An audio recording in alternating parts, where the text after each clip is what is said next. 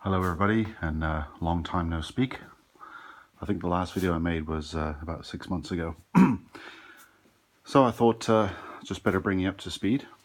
As you can see, there's been almost no progress, but been a lot of things happening which I'll cover with you in a minute. Mainly because we've had family stuff to deal with. We had a new kitchen put into the house, and that was a big project. And then I got really crazy and I went off and bought a motorhome. Anyway, and that cost me a fair amount of time and effort and money to get that straight because I bought an older one. But anyway, we're just about to take our first trip. So I just wanted to show you some updates on the train board. I've kind of thought again about this bridge here, and I'll probably make a curved section of track and also make it a trestle bridge, and I'll come back to these trestles in a minute. I want to talk to you about those. And then this radius will be slightly different. I won't have a turnout there. This will be single track all the way along, and I'll probably put the turnout over there.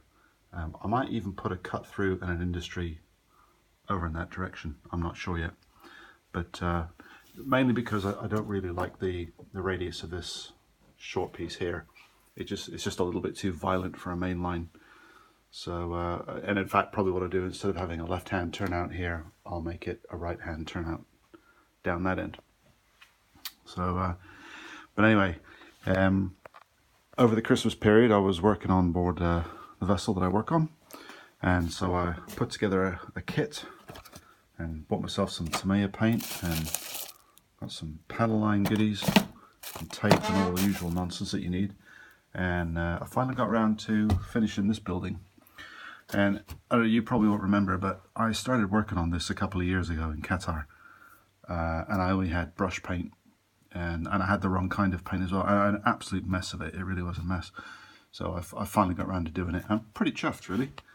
And I decided to make these buildings separate, the freight house and the station, because they're probably going to end up over there, and that's a curved section, so they won't be side by side like they are there.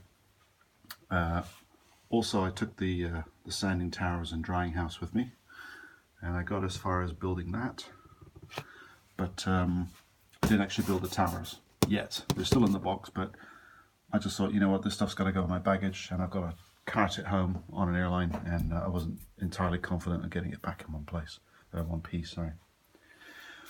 Also, over the Christmas period, I had a bit of time in the evenings, so when I wasn't building and painting, I was shopping on eBay, as you do. And it was quite interesting because January you get a lot of sales, so I picked up this town and factory kit, which I got to be honest, I wasn't too sure how good it was going to be.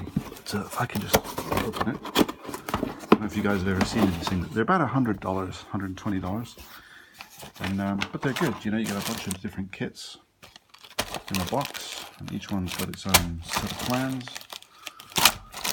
13 buildings in total, so that's going to be a nice project for me. And you also get this little bag of white goodies, and there's a tractor in there, and there's tanks and power lines or telephone poles and ladders. There's all kinds of stuff. So given the price of this model railroad malarkey these days, I thought that was pretty good value. So, and that's the woodland scene in its town and factory building set. That'll keep me out of mischief. Also, whilst perusing eBay, I came across these old things. You guys probably, well, you older members of the railroad community will remember Concord and Heljan. I remember it from the 70s and 80s.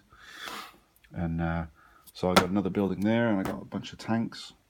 And as you can see, it cost me an absolute fortune. Not.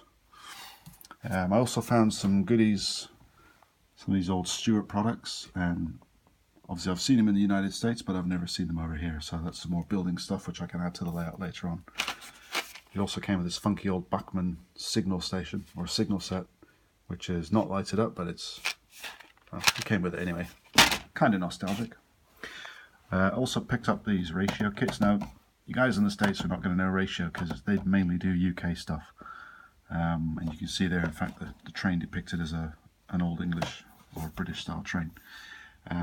But I bought them because it was like 2 for a £5 or a £10, and they came with a bunch of bits and pieces. But they came with these trestles, and I'm really chuffed they did, because I started, or had started, looking at the microengineering bridge, because I think I've mentioned in the past I wanted to put the microengineering bridge there, and but it's not cheap. It's like, I don't know, $70–80, depends on where you get it, or what type, or what size, or what model number you get. So yeah, so I've gone with that one. So obviously a lot of kit bashing to do, but it'll keep me out of mischief. Also I bought a bunch of rolling stock. Again, this stuff was all pennies. Well, not pennies, but it was pretty cheap. Like, that was a £5. I mean, this one, the UK price on that is £30, and I think I got that for a tenner or something like that. So, bit of an eBay haul, which is great. I did mess up. I got over enthusiastic and wasn't much of what I was doing, and I purchased this one, which is fine, because I don't have many hoppers or sort of bulk goods wagons or cars, but this one comes, you can probably see in the picture, it's coming with the Rapido couplers, which is, I don't use those, so, but luckily I've got the Microtrains couplers kits to modify that, so I'll do that. Also, some other changes on the, I'll come back to this stuff in a minute. I think I mentioned to you before that I've never actually properly tested my Helix, and I've just got this horrible feeling I've made it too tight. So what I'm going to do is, just in case it is, and I've got to extend it, I think I've said before I was originally going to put the roundhouse here, and I've decided against that. I wanted it more inboard, so I'm going to stick the roundhouse here eventually. It won't be quite as big as if it was on the peninsula, but there's enough space here to do what I need to do. And then, if you remember, this was going to be a 1950s style intermodal yard.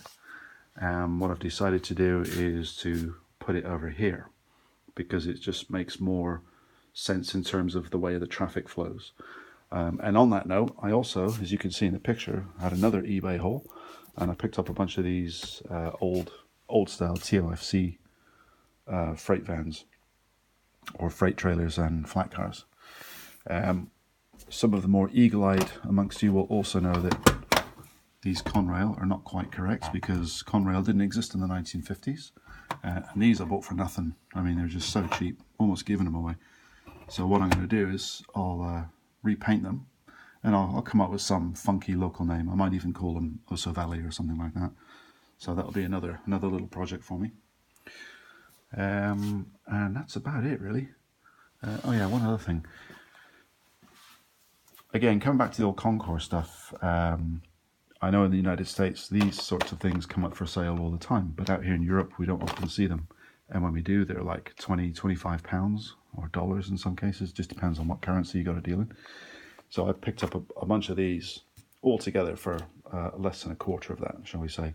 Now again, I know these aren't the kind of 1950s era, and I probably won't use them on this layout, but I'll keep them for another project for another day. So I'm quite chuffed with that. And then finally, another piece of equipment which I've wanted to get for many years is an airbrush. Now I know this is not a real professional one, it's pretty basic, but the thing about this model is it's available locally. I didn't have to buy it online. I could actually pop down to a local games warehouse or games workshop retail outlet, and they sell it and all the parts and the bits and pieces for it, so I'll have a play with that. And the other discovery I made, which is quite interesting, is paints, because before I left for the boat before Christmas, I bought a bunch of Tamiya paint. I think I bought 18 different colours, and these are about €3 a piece, more or less, and they're quite heavy. But these, it's made by a company called Vallejo, and you just see on the label there. Now these are for the airbrush, which I bought them to go with that, but you can also get the normal acrylic for brushing and various other different types. They don't do necessarily railroad specific colours, but they do make a whole range of stuff. I mean, and I'm barely scratching the surface. I mean, I must have counted maybe 100 different colours in the airbrush range. And the nice thing about it is pre-mixed. So I can literally take this, squeeze it into the head there, into the tank, and off I go. And then it's just very basic to clean it again. And also they do a matte varnish as well. And I can water it down, or I can just bung it straight in. So I might even do a review on that, because I looked at quite a few airbrushes, and I know there's Badger and Pache and Iowata and all these different companies, but I mean, for 130 euros, you can't beat that with a stick. That's the compressor, the brush, everything, you know. And even if the brush is a bit iffy, I can always, you know, change the brush or change the needles or tweak it and everything. I've seen a few YouTube videos on this model. In this part of the world, they're marketed by Artisania Latina, and there you go, that's the logo there. And you might know them from model shipbuilders. But and there you go, Artisania Latina. But I've also seen them advertised as a kind of a generic Chinese supplied item, which I'm sure that's what that is. It's just been rebranded as a Artisania Latina. Anyway, guys, thank you for being patient, and thanks for watching this video to the end.